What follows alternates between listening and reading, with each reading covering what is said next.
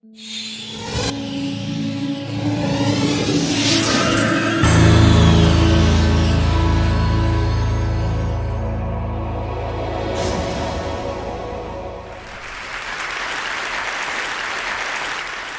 Tony.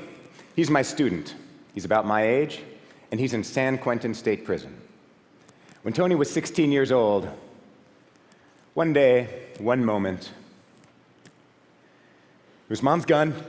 Just flash it, scare the guy. He's a punk. He took some money. We'll take his money. That'll teach him. Then last minute, I'm thinking, I can't do this. This is wrong. My buddy says, come on, let's do this. I say, let's do this. And those 3 words Tony's going to remember. Because the next thing he knows, he hears the pop. There's the punk on the ground, puddle of blood. And that's felony murder. 25 to life, parole at 50 if you're lucky. And Tony's not feeling very lucky.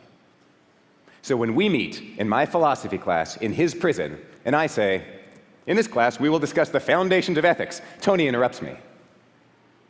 What are you going to teach me about right and wrong? I know what is wrong. I have done wrong. I am told every day, by every face I see, every wall I face, that I am wrong.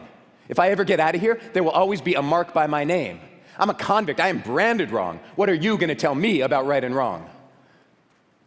So I say to Tony, sorry, but it's worse than you think. You think you know right and wrong? Then can you tell me what wrong is? No, don't just give me an example. I want to know about wrongness itself, the idea of wrong. What is that idea? What makes something wrong? How do we know that it's wrong? Maybe you and I disagree. Maybe one of us is wrong about the wrong. Maybe it's you, maybe it's me. But we're not here to trade opinions. Everyone's got an opinion. We are here for knowledge. Our enemy is thoughtlessness. This is philosophy. And something changes for Tony. Could be I'm wrong. I'm tired of being wrong. I want to know what is wrong. I want to know what I know. What Tony sees in that moment is the project of philosophy. The project that begins in wonder, what Kant called admiration and awe at the starry sky above and the moral law within. What can creatures like us know of such things? It is the project that always takes us back to the condition of existence, what Heidegger called the always already there. It is the project of questioning what we believe and why we believe it, what Socrates called the examined life. Socrates, a man wise enough to know that he knows nothing. Socrates died in prison. His philosophy intact.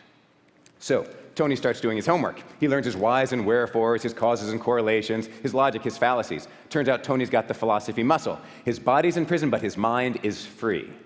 Tony learns about the ontologically promiscuous, the epistemologically anxious, the ethically dubious, the metaphysically ridiculous. That's Plato, Descartes, Nietzsche, and Bill Clinton. So, when he gives me his final paper, in which he argues that the categorical imperative is perhaps too uncompromising to deal with a conflict that infects our everyday and challenges me to tell him whether, therefore, we are condemned to moral failure, I say, I don't know. Let us think about that. Because in that moment, there's no mark by Tony's name. It's just the two of us standing there. It is not professor and convict. It is just two minds ready to do philosophy. And I say to Tony, let's do this. Thank you. Thank you. Thank you.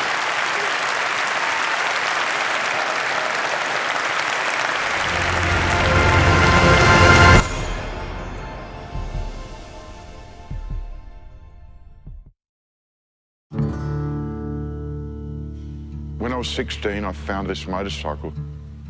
It was a dilapidated piece of junk that wasn't going, but I realised how special it was. Restoration of this motorcycle has taught me to improvise with mechanical things.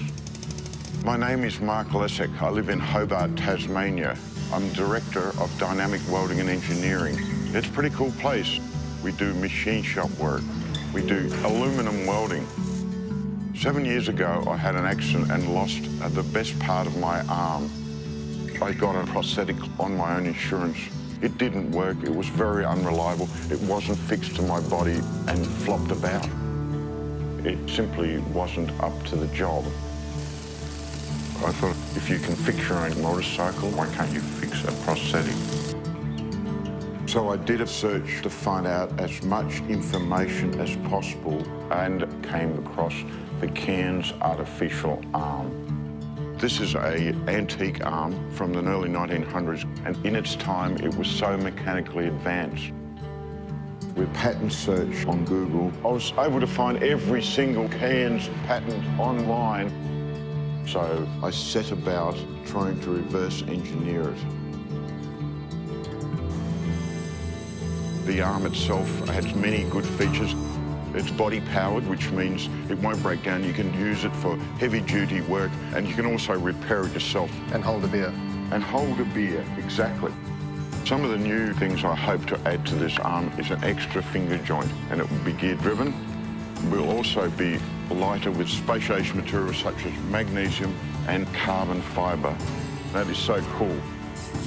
Well, if you think how many people have lost limbs but can't afford the new electronic limbs, I mean, it is rewarding knowing that one day people will be able to wear something that Mark and I are working on. My hope for this artificial arm is to wear it and share it so amputees can live a normal life again. It doesn't matter if it's a bike or an arm or your life. If you can take it apart, if you can understand it, you can make it better.